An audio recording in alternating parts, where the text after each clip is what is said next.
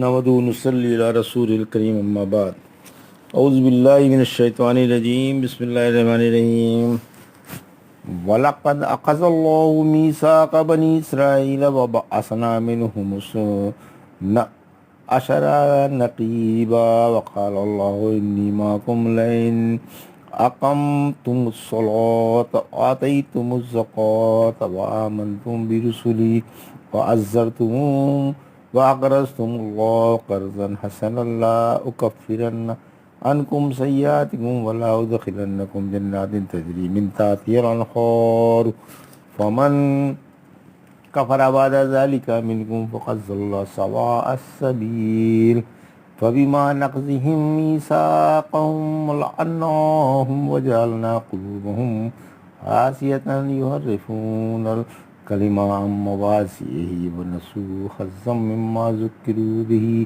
ولا تزالوا تطلع على خائنة منهم إلا قليلا منهم فاعف عنهم واصفح إن الله يحب المحسنين ومن الذين قالوا إنا نصارى أخذنا ميثاقهم ونسوا حظا مما ذكروا به فأغرينا بينهم العداوة والبغضاء إلى يوم القيامة وسوف ينبئهم الله بما كانوا يصنعون يا أهل الكتاب قد جاءكم رسولنا يبين لكم كثيرا مما كنتم تخفون من الكتاب ويعفو عن كثير قد جاءكم من الله نور وكتاب مبين يهدي به الله من اتبع رضوانه سبل السلام يخرجهم من الظلمات إلى النور بإذنه ويهديهم إلى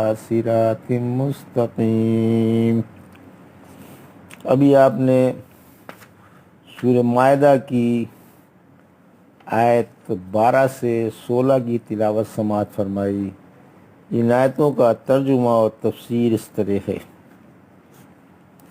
وَلَقَدْ أَخَذَ اللَّهُ مِيثَاقَ بَنِي إِسْرَائِيلَ وَبَعَثْنَا مِنْهُمُ اثْنَيْ عَشَرَ نَقِيبًا وَقَالَ اللَّهُ إِنِّي مَعَكُمْ لَئِنْ أَقَمْتُمُ الصَّلَاةَ وَآتَيْتُمُ الزَّكَاةَ وَآمَنْتُمْ بِرُسُلِي وَعَزَّرْتُمُوهُمْ وَأَقْرَضْتُمُ اللَّهَ قَرْضًا حَسَنًا لَأُكَفِّرَنَّ عَنْكُمْ سَيِّئَاتِكُمْ وَلَا أُدْخِلَنَّكُمْ جَنَّاتٍ تَجْرِي مِنْ تَحْتِهَا الْأَنْهَارُ فَمَنْ کفر بعد ذالک منکم فقد ضل سواء السبیل۔ آیت 12۔ فبما نقضهم میثاقهم لعناهم وجعلنا قلوبهم قاسیة یحرفون الکلم عن مواضعه ونسوا حظا مما ذکروا به ولا تزال تطلع على خائنة منهم الا قلیلا منهم فاعف عنهم واصفح ان اللہ يحب المحسنین۔ آیت 13۔ وَمِنَ الَّذِينَ قَالُوا إِنَّا نَصَارَىٰ أَخَذْنَا مِيثَاقَهُمْ فَنَسُوا حَظًّا مِّمَّا ذُكِّرُوا بِهِ فَأَغْرَيْنَا بَيْنَهُمُ الْعَدَاوَةَ وَالْبَغْضَاءَ إِلَىٰ يَوْمِ الْقِيَامَةِ وَسَوْفَ يُنَبِّئُهُمُ اللَّهُ بِمَا كَانُوا يَصْنَعُونَ۔ آیت 14۔ ترجمہ۔ بلا شبہ اللہ نے اسرائیلیوں سے عہد لیا اور ہم نے ان میں سے 12 سردار کھڑے کیے، اور اللہ نے فرمایا یاد دیکھو میں تمہارے ساتھ ہوں، اگر تم نماز قائم رکھو، زکوٰۃ دیتے رہو، میرے پیغمبروں پر ایمان لے آؤ، انہیں تقویت پہنچاؤ اور اللہ کو اچھا قرض دو، تو میں یقیناً تم سے تمہاری برائیاں مٹا دوں گا اور ضرور تمہیں ان بہشتوں میں داخل کروں گا جن میں نہریں جاری ہیں۔ پھر اس کے بعد بھی جو کفر کرے گا وہ سیدھی راہ سے بھٹک جائے گا۔ پھر ان کے اپنے عہد کو توڑ ڈالنے کی وجہ سے ہم نے ان پر لعنت کی اور ان کے دل سخت کر دیے۔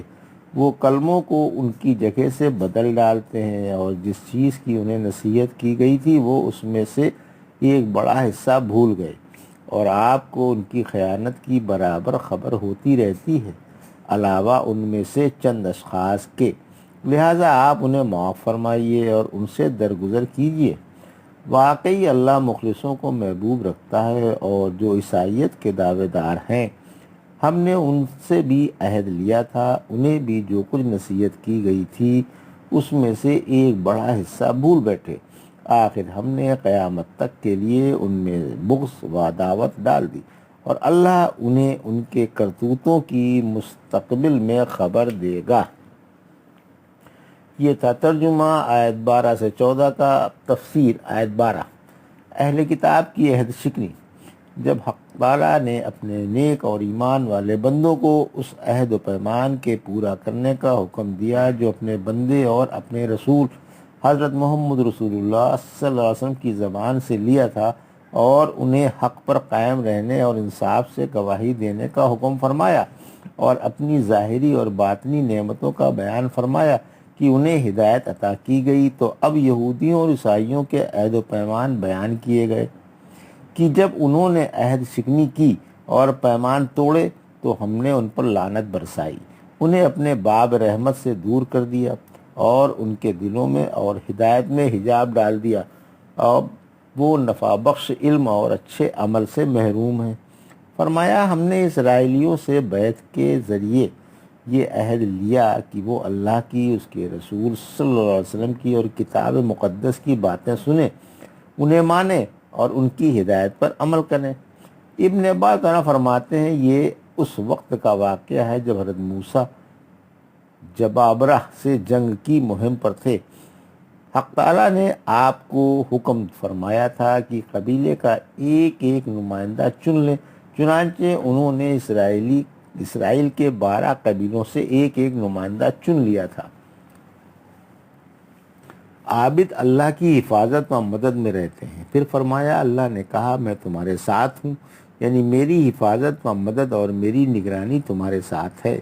فرمایا اگر تم نماز و زکوٰۃ کے پابند رہے اور تم نے میرے نبیوں کی رسالت کی تصدیق کی اور ان کی حق پر تائید و امداد کی، اور تم نے اللہ کو اچھا قرض دیا، یعنی اس کی راہ میں اور اس کی رضا کے کاموں پر مال خرچ کیا، تو میں تمہارے گناہوں کو مٹا دوں گا، ان پر پردہ ڈال دوں گا اور ان کی باز پرس نہیں کروں گا، اور تمہیں سدا بہار بہشتوں میں بسا دوں گا جہاں نہریں جاری ہیں، اور تمہارا خوف و رعب دور کر دوں گا اور تمہاری آرزوئیں بر لاؤں گا۔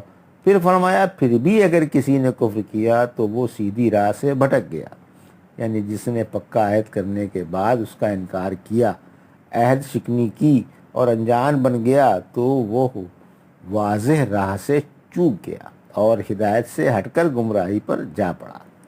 آیت 13۔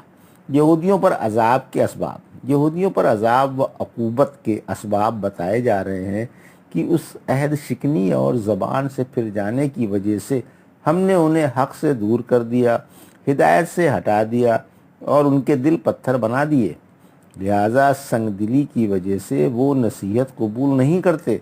پھر فرمایا یہ حکموں کو ان کی جگہ سے بدل ڈالتے ہیں، یعنی ان کی سمجھیں ناقص ہو گئی ہیں، ان کا اللہ کی آیتوں میں تصرف قابل مذمت ہے، انہوں نے اللہ کی کتاب اتارنے والے کی مراد کے خلاف سمجھی اور اللہ کی مراد کے خلاف تفسیر کی، اور جو اس نے نہیں کہا تھا اسے اس کی طرف منسوب کر دیا، اور اللہ پر جھوٹ بولا اور بے رغبتی کی وجہ سے کتاب اللہ پر عمل چھوڑ دیا۔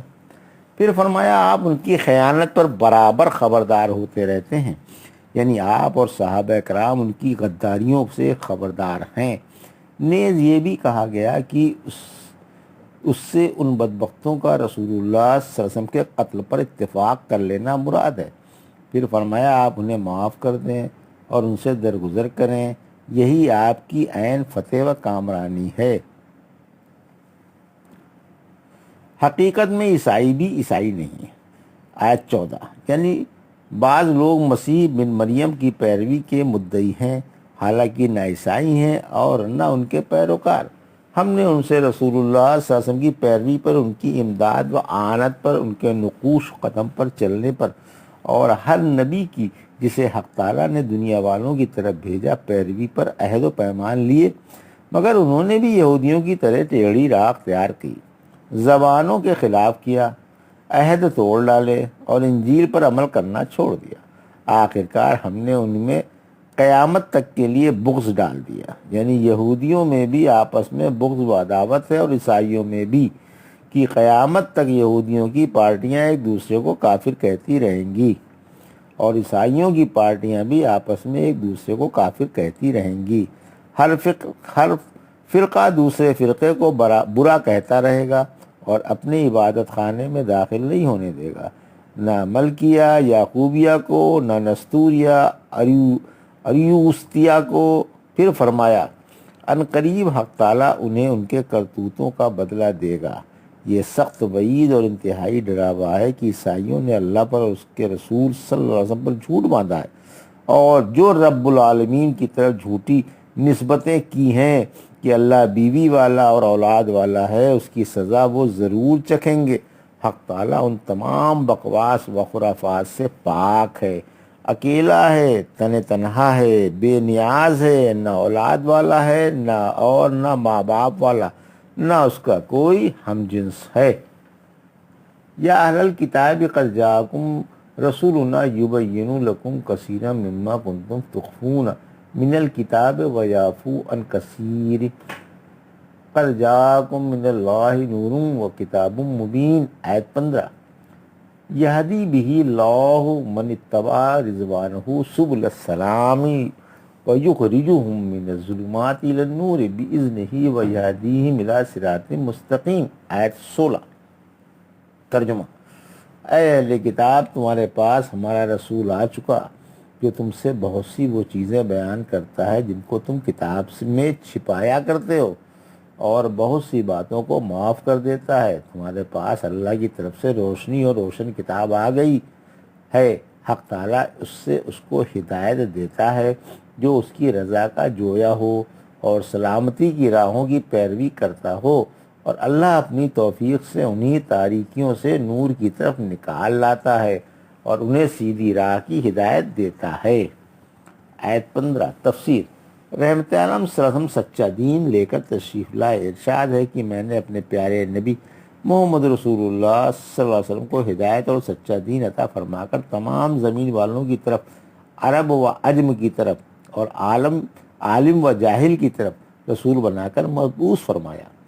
آپ کو معجزے اور حق و باطل میں فرق کرنے والے دلائل عطا فرمائے، یعنی تم نے اللہ کی مقدس کتاب تورات و انجیل میں جو تحریف کی اور اللہ پر جھوٹ باندھا، ہمارے محبوب نبی صلی اللہ علیہ وسلم نے اس میں بعض کی طرف اشارہ کر کے تمہاری غلطی بتائی، جس کے بیان کرنے میں کوئی فائدہ نہ تھا، اس سے خاموش رہے۔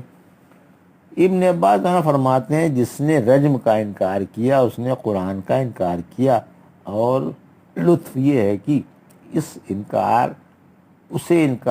انکار قرآن کا شعور بھی نہیں ہوا۔ پھر یہ آیت پڑھی اور فرمایا کہ اہل کتاب رجم بھی چھپاتے تھے۔ آیت 16۔ قرآن ایک مفصل اور روشن کتاب ہے۔ پھر فرمایا قرآن عظیم جسے رحمت للعالمین اور رسول کریم صلی اللہ علیہ وسلم پر اتارا گیا، اللہ کی طرف سے تمہارے لیے روشنی اور تفصیل سے مسائل بیان کرنے والی کتاب ہے۔ حق تعالیٰ اس کو ہدایت عطا فرماتا ہے جو اس کی رضا کے لیے نجات و سلامتی کی اور استقامت کی راہیں ڈھونڈتے ہیں اور ان کی پیروی کرتے ہیں۔